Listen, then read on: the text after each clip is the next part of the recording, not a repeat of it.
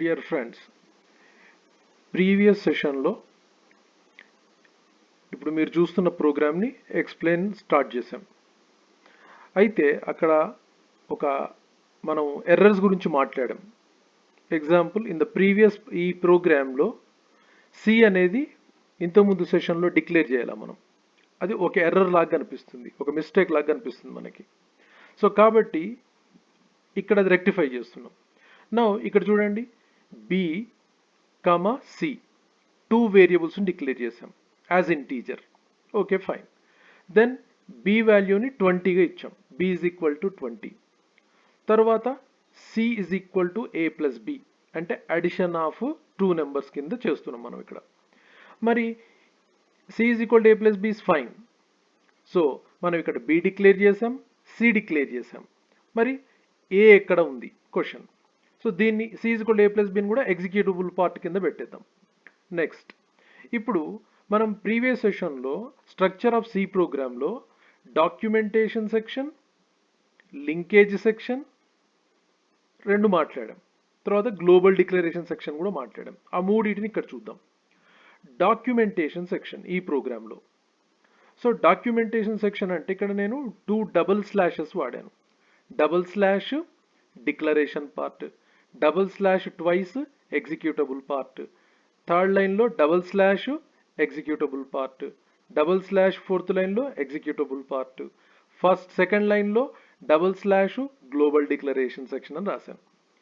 దీన్ని యాక్చువల్గా సి లాంగ్వేజ్లో కామెంట్స్ పార్ట్గా చెప్తాం, అంటే కామెంటింగ్ సెక్షన్ అంటాం. అంటే మనం కామెంట్స్ని పెట్టుకోవచ్చు. ఈ కామెంట్స్ని డాక్యుమెంటేషన్ సెక్షన్లో భాగంగా వాడతాం. కామెంట్ అంటే ఏంటి? ఇప్పుడు నేను integer A is equal to 10 అని రాశాను. ఎక్కడ? Out side of the main పైన లేదా మెయిన్ బయట. సో కాబట్టి దీన్ని ఏమని చెప్తారు? ఇది గ్లోబల్ డిక్లరేషన్ సెక్షన్ అని చెప్తారు ఈ భాగాన్ని. సో ఈ గ్లోబల్ మనకు తెలియదు integer A is equal to 10 అంటే ఎందుకు ఇక్కడ రాశారు అని క్వశ్చన్ వస్తుంది. అప్పుడు ఇక్కడ మనం చెప్తున్నాం ఈ భాగాన్ని ఆర్ ఈ పార్ట్ని మనం గ్లోబల్ డిక్లరేషన్ సెక్షన్ అని పిలుస్తాం అని చెప్తున్నాం. సో చెప్పినప్పుడు ఇది ప్రోగ్రాంలో పార్ట్ కాదు మనకి, ఇది మన కామెంట్. ఏమని కామెంట్ చేస్తున్నాం? ఇది గ్లోబల్ డిక్లరేషన్ సెక్షన్లో ఉంది అని కామెంట్ చేస్తున్నాం. సో ఇన్ ఫ్యూచర్ ఎవరైనా కొత్త వాళ్ళు లేదా ఈ కాన్సెప్ట్ తెలియని వాళ్ళు లేదా మనమే కూడా ఫ్యూచర్లో ఈ మర్చిపోయినాం అనుకుందాం, అప్పుడు రిమైండ్ చేసుకోవాలి. అప్పుడు గుర్తుపట్టడం కోసమని ఈ కామెంట్ సెక్షన్ని వాడతాం మనం. దీనినే డాక్యుమెంటేషన్ అంటాం. ఇదొకటే కాదు, నేను ముందే చెప్పాను మీకు, ఇక్కడ ప్రోగ్రామ్ నేమ్ రాసుకోవచ్చు, ఆథర్ నేమ్ రాయొచ్చు, అంటే ఎవరు, who developed the program, who is author of the program, ఎప్పుడు డెవలప్ చేశారు, on which date you developed the program, right, on which date you compiled the program, on which date you executed the program, what output you are expecting, right, what type of input you are giving, these all the things, every information కూడా మీరు ఇక్కడ explain చేయొచ్చు. So దాన్ని documentation లాగా పెడతాం. Documentation purpose అర్థం చేసుకోవడానికి, in ఫ్యూచర్లో ఒకవేళ ప్రోగ్రామ్ చూసినప్పుడు ఏ భాగం ఎందుకోసం వాడుతున్నాం, ఏ ఇన్ఫర్మేషన్ దేనికోసం వాడుతున్నాం, అవన్నీ అర్థం చేసుకోవడానికి యూజ్ చేసే మెకానిజమే డాక్యుమెంటేషన్. సో దాన్ని ఇక్కడ మనం కామెంట్ సెక్షన్ కింద యూజ్ చేసుకోవచ్చు. సో కామెంట్స్గా వాడవచ్చు.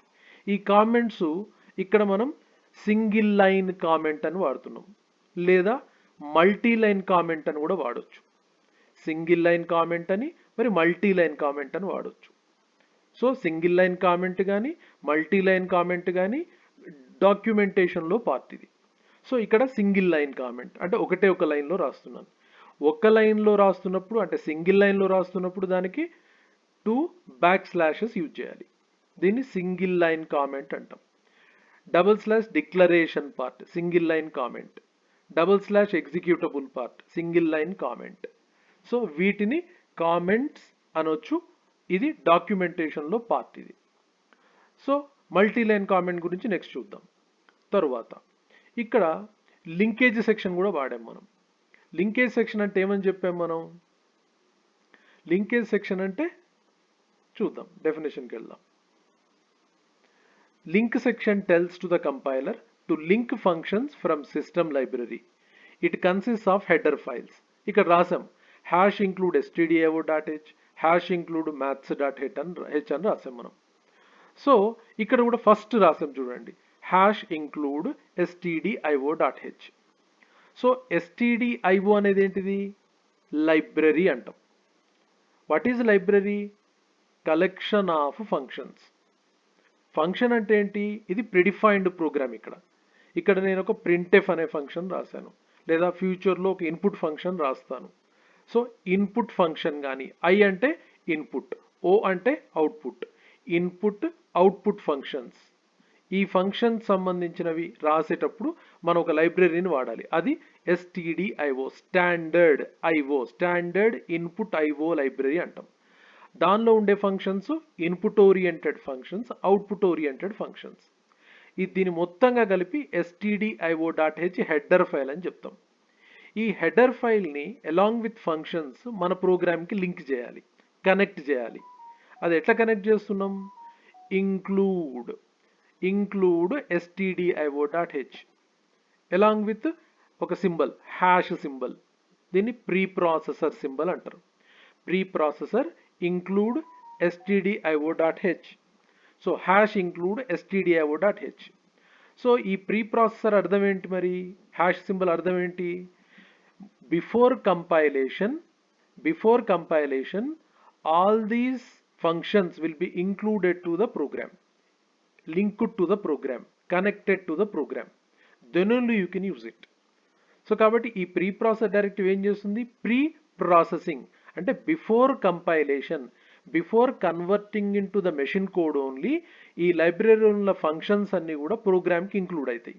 అప్పుడు మనం ఆ ఫంక్షన్స్ అన్నిటిని, ఏవైతే ప్రిడిఫైన్డ్ ఫంక్షన్స్ ఉంటాయో అవన్నీ కూడా మనం వాడుకోవచ్చు. ఎగ్జాంపుల్ ఇంతకుముందు కూడా చెప్పాను మీకు, math.h అని ఉంటుంది. math.hలో వాడేప్పుడు ఏం వాడవచ్చు? స్క్వేర్ రూట్ ఫంక్షన్ వాడుకోవచ్చు. ఎగ్జాంపుల్ 2 స్క్వేర్ అని రాయాలి, పవర్ ఆఫ్ ఫంక్షన్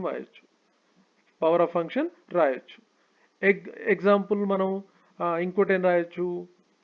మాడ్యులస్ రాయాలి, మాడ్ ఫంక్షన్ అని రాయొచ్చు. Right, like that number of functions we can define in our programme.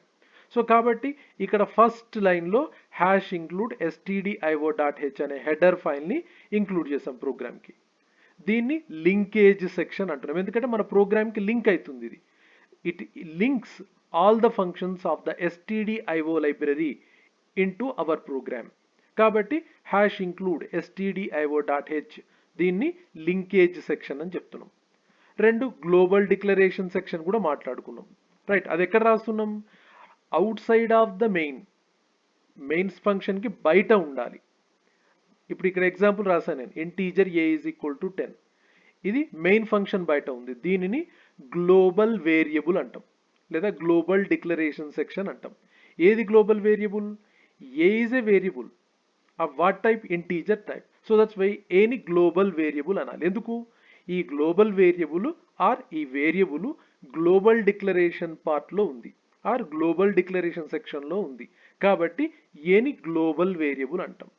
అంటే గ్లోబల్ అంటే అర్థమైంది, ఎక్కడైనా వాడచ్చు, మొత్తం ప్రోగ్రాంలో లేదా ప్రిడిఫైన్డ్ ప్రోగ్రాంలో కానీ యూజర్ డిఫైన్డ్ ఫంక్షన్లో కానీ ఎక్కడైనా వాడుకోవచ్చు. ఏ బ్లాక్ అయినా, ఏ మాడ్యూల్ అయినా, ఏ ఫంక్షన్ అయినా, ఎక్కడైనా anywhere in the programming environment మనం యూజ్ చేసుకోవడానికి పర్మిషన్ ఉండేది global variable, which is defined in the global declaration section. So ఇప్పుడు మనం ఏమేమి మాట్లాడాం? Documentation section we discussed, global declaration section we discussed, linkage section we discussed, right?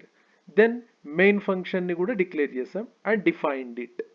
So here ikkada global variable a is equal to 10 completed, b is equal to 20 completed. Now c is equal to a plus b. So addition of the two numbers completed. A value 10 plus b value 20. 10 plus 20 30. Now you want to get the output on the screen. So printf ఇది ఒక output function or output statement అంటాం. ఇది executable, ఎందుకంటే result ఇస్తుంది, మనకి output ఇస్తుంది. So printf within the double కొటేషన్స్లో ఒక %d అనే ఒక సింబల్ని పెట్టాను నేను. ఎందుకు ఈ %d సింబల్? ఎందుకంటే C language specifically tells about everything. ఇప్పుడు ఎగ్జాంపుల్ మన అవుట్పుట్ ఏంటి, సిని డిస్ప్లే చేయాలి నేను. సి డిస్ప్లే చేయాలి అంటే సి ఏంటి, ఇంటీజర్ వేరియబుల్. కాబట్టి నేను సిని డిస్ప్లే చేస్తున్నప్పుడు కంపైలర్కి చెప్పాలి నేను సి అనే ఇంటీజర్ని డిస్ప్లే చేస్తున్నా అని చెప్పాలి, లేకపోతే కంపైలర్ యాక్సెప్ట్ చేయదు. ఇది సి ప్రోగ్రామింగ్ సిస్టమ్. కాబట్టి మరి సి లాంగ్వేజ్ అక్కడ ఐఎన్టీ ఇంట్ అని రాయలేం కదా ప్రతిసారి. కాబట్టి దానికి ఒక సింబాలిక్ రిప్రజెంటేషన్ ఇచ్చారు, ఒక స్పెసిఫిక్ సింబల్స్ వాడారు. వాటిని ఏమని చెప్పారంటే ఫార్మట్ స్పెసిఫైయర్స్. ఫార్మట్ స్పెసిఫైయర్స్ అన్నారు. అంటే which is used to specifies the data format. ఏంటి డేటా ఫార్మట్ ఏంటి, సి డేటా ఏంటి 30, 10 + 20 30. కాబట్టి what type of data is C, integer format. కాబట్టి we are specifying it is a integer format. We are specifying it is a integer format. Integer format దేంతో represent చేస్తున్నాం, ఇక్కడ %d సింబల్తో represent చేస్తున్నాం. అంటే C అనే ఇంటీజర్ని నేను డిస్ప్లే చేస్తున్నాను కంపారిజన్ చెప్తున్నాం. So %d which denotes C is as integer. So దీన్ని ప్రోగ్రామింగ్లో డైరెక్ట్గా సితో కలపలేం, దీన్ని ఇండికేట్ చేయాలి ఫస్ట్. కాబట్టి విత్ ఇన్ డబల్ కొటేషన్లో %dని పెట్టాం. సో దీన్ని ఏమంటాం, దీన్ని format specifier or format string అని చెప్తారు. స్ట్రింగ్ అంటే గ్రూప్ ఆఫ్ క్యారెక్టర్స్ అంటాం. ఇక్కడ డి ఒక క్యారెక్టర్, సింబల్ ఒక క్యారెక్టర్, అంతేనా. సో 2 క్యారెక్టర్స్ని గ్రూప్ అనొచ్చు మనం. కాబట్టి ఈ 2 ఒక క్యారెక్టర్ కంటే ఎక్కువ రాసేటప్పుడు డెఫినెట్గా దాన్ని డబుల్ కొటేషన్లో వాడాలి. ఇవి రూల్స్. సో నెక్స్ట్ వచ్చే వాటిలో ఒక్కొక్క దాన్ని చెబుతాం మనం, కానీ ఇక్కడ ఒక శాంపుల్ ఎగ్జాంపుల్ మీకు అర్థం కావడానికి వాడుతున్నాను నేను. So %d defined in the double quotations, దీన్ని ఫార్మట్ స్ట్రింగ్ అన్నాం. ఎందుకు, సి అనేది ఇంటీజర్ అని చెప్పడానికి. సో కామా సి అని పెట్టేశాం అనగానే అప్పుడు కంపైలర్కి ఏమర్థమవుతుంది, ఓకే వీడు సి అనే ఇంటీజర్ని డిస్ప్లే చేస్తున్నాడు, దట్స్ ఇట్. నా అవుట్పుట్ ఏమొస్తుంది, ఒకసారి కంపైలర్ ఎగ్జిక్యూట్ చేయగానే అవుట్పుట్ 30 అని వస్తుంది మనకి. ఇది ప్రోగ్రామ్. సో ఈ ప్రోగ్రామ్ ప్రింట్ఎఫ్ అయిపోగానే మళ్ళీ క్లోజింగ్ బ్రాకెట్ పెట్టేసాం మనం. అంటే మెయిన్ ఫంక్షన్ ఎక్కడ స్టార్ట్ అయింది, విత్ ఫ్లవర్ బ్రాకెట్. ప్రోగ్రామ్ ఎక్కడ కంప్లీట్ అయింది, విత్ ఫ్లవర్ బ్రాకెట్. తర్వాత ఇంకొక ముఖ్యమైన పాయింట్ అర్థం చేసుకోండి. ఇక్కడ first declaration part integer b, c followed by the semicolon. ఈ సెమీకాలన్ ఏమంటాం, టెర్మినేషన్ అని చెప్తాం. అంటే we terminated declaration part. b is equal to 20 terminated with semicolon. c is equal to a + b terminated with semicolon. printf terminated with semicolon. Global declaration terminated with semicolon. అంటే ఏ declaration అయినా ఏ executable part అయినా సెమీకాలన్తో terminate చేయాలి.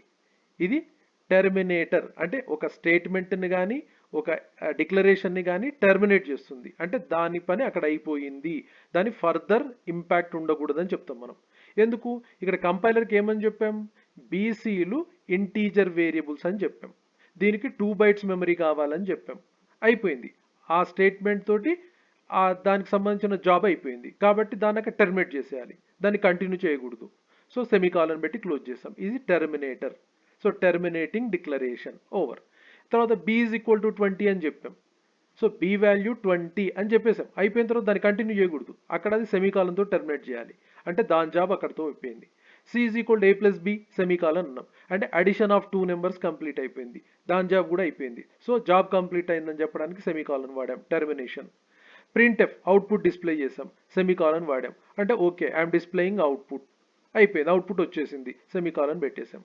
So మొత్తం functionality complete అయింది. ఎక్కడి నుంచి, declaration part నుంచి మొదలు పెడితే printf వరకు ప్రోగ్రామ్ కంప్లీట్ అయిపోయింది. సో కాబట్టి ఈ రెండు కూడా 2 ఫ్లవర్ బ్రాకెట్స్ మధ్య ఉన్నాయి. సో బ్రాకెట్తో ఓపెన్ చేసాం, బ్రాకెట్తో క్లోజ్ చేసేసుకున్నాం. సో కాబట్టి దీనిలో మనం రికగ్నైజ్ చేయాల్సినవి ఏంటివి, ఒకటి డాక్యుమెంటేషన్ సెక్షన్ ఎట్లా రాస్తారు, అంటే కామెంట్స్తో రాస్తున్నాను దాన్ని. ఇక్కడ సింగిల్ కామెంట్ వాడాం మనం, సింగిల్ లైన్ కామెంట్ వాడాం. తర్వాత లింకేజ్ సెక్షన్ ఎట్లా స్టార్ట్ చేస్తారు, #include stdio.h అని వాడాం. తర్వాత థర్డ్ ఏం చెప్పాం, నెక్స్ట్ ఏం చెప్పాం, అసలు మెయిన్ ఫంక్షన్ ఏంటి, మెయిన్ ఫంక్షన్ ఎట్లా స్టార్ట్ చేయాలి, ఎట్లా క్లోజ్ చేయాలి. తర్వాత డిక్లరేషన్ ఎట్లా చేస్తాం, ఎగ్జిక్యూటబుల్ పార్ట్ ఎట్లా ఉంటుంది. సో ప్రతి ప్రోగ్రామ్, మీరు చిన్న ప్రోగ్రామ్ పెద్ద ప్రోగ్రామ్ అని ఉండదు, small or big, any program which consisting of main function, declaration function or declaration part, executable part. ఇవి compulsory. Without these things you can not go for further programming. తర్వాత global declaration రాయొచ్చా రాయొద్దా అనేది optional. Linkage section depends on the compiling environment, depending on the OS operating system environment we required. Then yes, we got now 30 output. So this is a basic program. If you want to learn C program, first you try to understand this basic principle. What is the first documentation part? What is the linkage part? What is the global declaration part? ఈ మూడు మనం అక్కడ structure of C program లో చెప్పాం. దాన్ని ఈ example లో we explained it, right? So we tried to understand this. So now then how to start main function and what is there inside the main function we observed with one example. So కాబట్టి ఇప్పుడు మీకు programme క్లియర్గా ఇక్కడ అర్థమై ఉంటుంది. So ఈరోజు ఈ ప్రోగ్రామ్ని ఈ సెషన్లో క్లోజ్ చేస్తున్నాం. నెక్స్ట్ మళ్ళీ ఇంకొక కాన్సెప్ట్తో స్టార్ట్ చేద్దాం. Thank you very much.